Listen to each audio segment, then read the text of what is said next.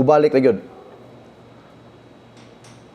As a Seventh-day Adventist, we are bearing the name Advent. We are waiting for the coming of Jesus Christ. Again, akong pangutana mga igsunan, how are you today? Are we still longing for the coming of Jesus? Or basin mga igsunan, nalingaw na tas kalibutan? We are Seventh-day Adventist. I hope dito kalimtan igsuon tungod kay usa nga ato nga gituohan mga igsunan or usa nga ato igsuon gi kinabuhi-an mao ang pagpaabot sa Ginoo sa iyang pagbalik. We are Adventist. So hope nga kini mga igsuon nga pagtuon ni gabion makahatag kanato og pahinumdom diin kita mapukaw sa ato nga kabisin ning kalibutan sa atong pagpanginabuhi. Allow me mag-igsunan sa paggamit ni nga teksto from the book of Matthew chapter 7 verse 24. Nagaingon diri. English version, therefore whosoever heareth these sayings of mine and doeth them, I will liken him unto a wise man which built his house upon the rock. Let us pause for a while for a word prayer. Amahan nga balaan ini sa ngatak na o Dios, mihunong kami sa makadyot aron sa pagpangayon ng itong kaalam. Samtang kami magatuon sa imong pulong, lamdagi kami Ginoo sa imong nga balaan nga espiritu o gabliya mong unahon kasing-kasing aron kini amo nga mapasulod ug amo Ginoo mo kinabuhian kay kini amo ginap pangayog lang madawat sa ngalan ni Hesus. Amen. By the way, ako ning guluhan makaigsunan, building on the rock. Giunsa man nato igsuon pagtukod ang ato nga kinabuhi or kung atong panimalay niining kalibutan nga diin naas kaguliyang. Sa ato igsuon nga pagkinabuhi sa atong pagpangalagad anyway di man na magbulag makaigsunan samtang ta nangalagad manginabuhi manggihapon ta. Pero pwede kun atong i-separate pwede nga manginabuhi nga dili mga lagad. Pero ug mga lagad gani ka dili na siya ma-separate ang manginabuhi. Hello. Sa kalibutan nga context, pwede ka manginabuhi nga dili mga lagad. But in Christian context, and to be particular, as a Seventh-day Adventist, samtang ta nangalagad, dili pwede po mahibulag ang panginabuhi. Kaya naapan tas kalibutan. But anyway, laktod ta mga igsunan sa to ang teksto. Ako sa ihatag ang gamay nga background, little background sa mao nga context. Kini siyang konteksto mga igsunan, it is a conclusion didto sa Sermon of the Mount. Buti pasabot na sa katapusan nga bahin ni ini mauni ang ihatag sa Ginoo nga diin pag kumbaga mura siya og apila na ngadto sa mga nagapaminaw nga ingon ang Ginoo kinahanglan inyohang himuon ang inyong panimalay diha sa pundasyon nga bato aron lig-on. Build your house on the rock or upon the rock. Now ato nga matgunan makaigsunan nga diin ini nga punto igsuon ang panimalay makaigsunan nag-represent sa atong kinabuhi. Again, ang house makaigsunan, ang panimalay nag-represent sa atong kinabuhi or sa usa ka pamilya, the family. Matawag ba nato igsuon ng usa ka balay nga kinang pamilya kun walay tao? Ani taga maigsuon sa lain nga context. Ang word igsuon nga church, paglitok sa Biblia og church, wa nagpasabot og kining structure. It is the people. Ug sa ako igsuon usab nga pagsabot ni ini nga teksto, ang house makaigsunan, it represent the father, the mother, and the son or daughter. Kay unsaon man nimo igsuon ang usa ka house, ang usa ka panimalay kung way nagpuyo? Matawag ba nagbalay igsuon literally? Siguro in structure, matawag na to nga house na siya in structure.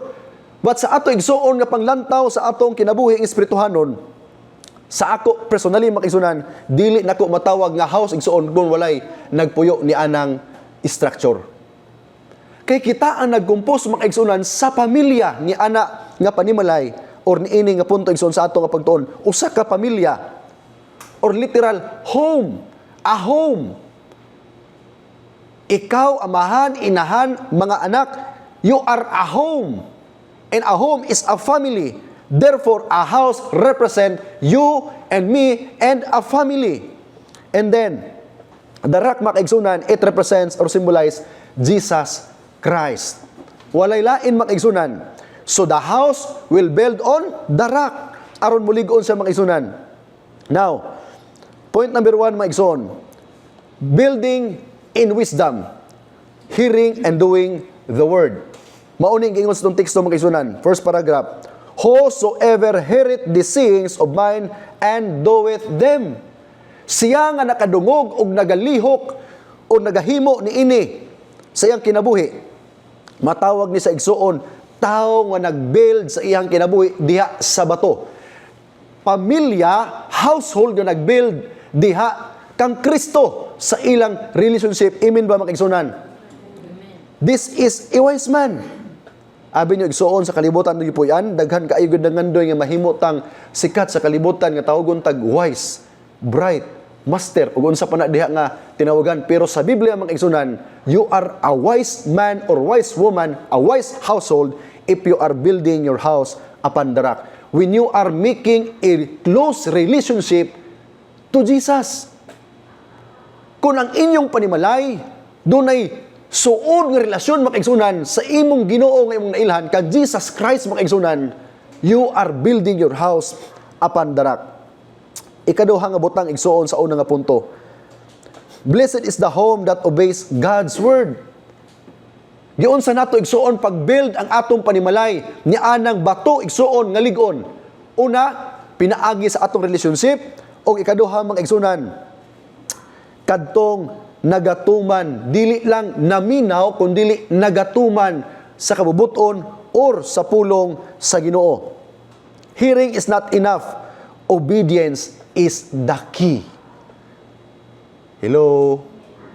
Are we obeying God's command, mga kaigsunan? Are we obeying God's law? Are we obeying God's will? So, a blessed home is one where daily decisions align with the Scripture. Sayon rin kayo, mga kaigsunan. Kung ato lang yung sundon igsuon ang Biblia, matod pa sa usa ka magawali, wa tay laing paingnan, mga kaigsunan, mahimo gigang sa by principle Seventh-day Adventist. Here, unsa giingon ni Ellen White, Christ Object Lesson, page 149. Ingon siya, hearing and doing are closely united. Okay? The house that is built upon the rock represent the one who is hearer and a doer of His word. So ikaw, ako, mga kaigsunan, kung ato nang ginahimo igsuon, naminaw ta sa pulong sa Ginoo sa Biblia, unya ato pa yung gihimo, mga kaigsunan, matag adlaw sa itong panginabuhi, you are building your house upon the rock. Amen, mga kaigsunan? You are not only making a close relationship to your God or to Jesus, but you are building your house upon the rock. Mauni ang giingon, mga igsunan, sa Sermon of the Mount, dili na sa igsuon literal nga ato lang himuon yod sa atong panimalay, nga liguonon ang panimalay, mga igsunan, aron panahon sa bagyo, dili malaras sa sindong or sa Pablo, kundi it represent, mga igsunan, sa atong spiritual battle, nga panahon, mga igsunan, dunay mga bagyo sa atong panimalay, sa imong personal na kinabuhi, dili ug dili matumbak igsuon sa imong pagpangalagad. Balikig sa unang Sermon of the Mount, mauni ang ipasabot ni Jesus. Ikaduha nga punto, mga kaigsunan.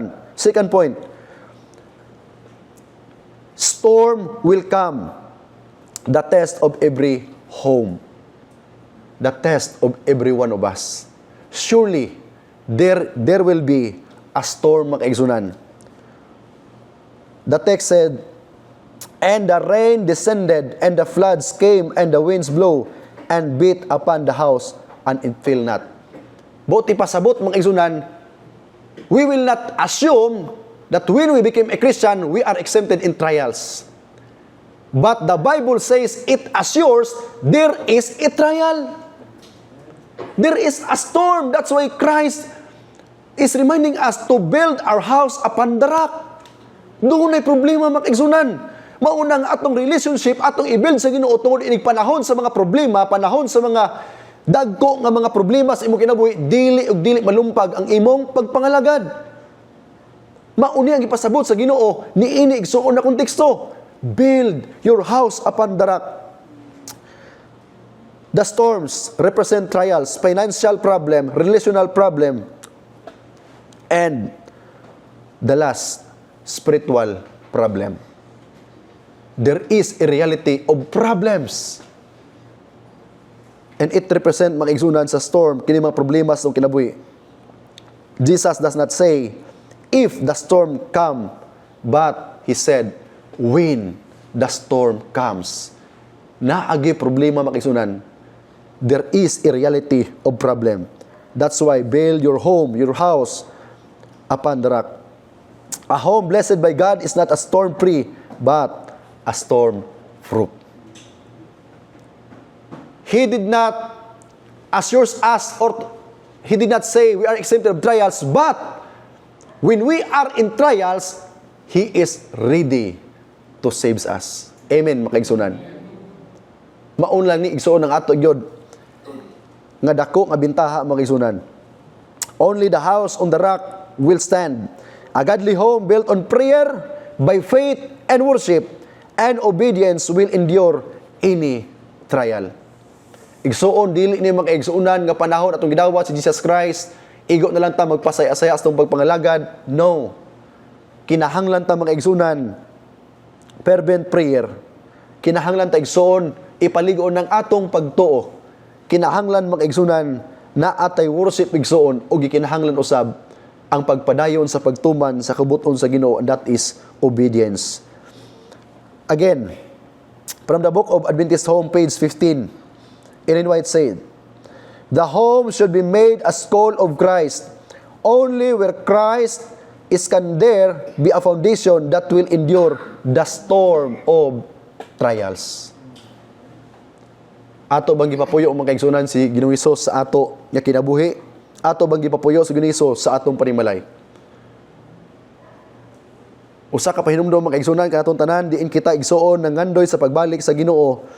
Anaa ba si Kristo sa puloy-anan niini nga panahon samtang kita nagpaabot kaniya? Point number 3 and the last.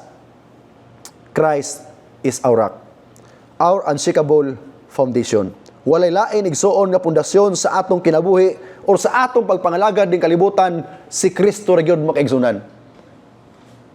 Why you became a Christian? Why I became a Christian? Nganong nahimo ta igsuong Kristiyano? Tungod ba kay maayo lang kayo muwali ang magwawali? Tungod ba kay naluoy lang ka igsuon sa magwawali? Tungod ba kay gwapa kay nagwali or gwapo ang nagwali? Why you became a Christian? Personally, mga igsunan, I became a Christian and I choose to stay as a Christian because I know Christ. Kung wa ko'y Kristo, mga igsunan, if I don't have Christ in my life, wa gyud padulngan, mga igsuon. Kung wa ko'y Ginoo sa kinabuhi, disadvantage kaayo kung padulngan. Ang pundasyon igsuon sa ato nga pagpangalagad mao si Kristo, ayaw himo ang pundasyon mga igsuon kung unsa man ang kanang lain nga pundasyon atong nahunaan. Walay lain na ako igsuon mahatag ninyo ang pundasyon mao ra gyud si Hesus aron magkinaunsa man ang atong kinabuhi, dili og dili ta igsuon matarog sa mga pagsulay. Amen ba mga kaigsunan? Amen. Allow me to borrow this another text from 1 Corinthians 3:11 yung nagaingon. For other foundation can no man lay than that is laid, which is Jesus Christ. Klaro og tataw mga kaigsunan. A house may be grand, but if Christ is not present, it lacks spiritual security. Bisan unsaon pa nato igsuon pagpalig-on sa atong panimalay, pagpanindot sa atong panimalay, bisan unsaon pagkakulorpor sa atong panimalay, kung walay Kristo ni ana nga panimalay, gabok ang atong panimalay mga kaigsunan.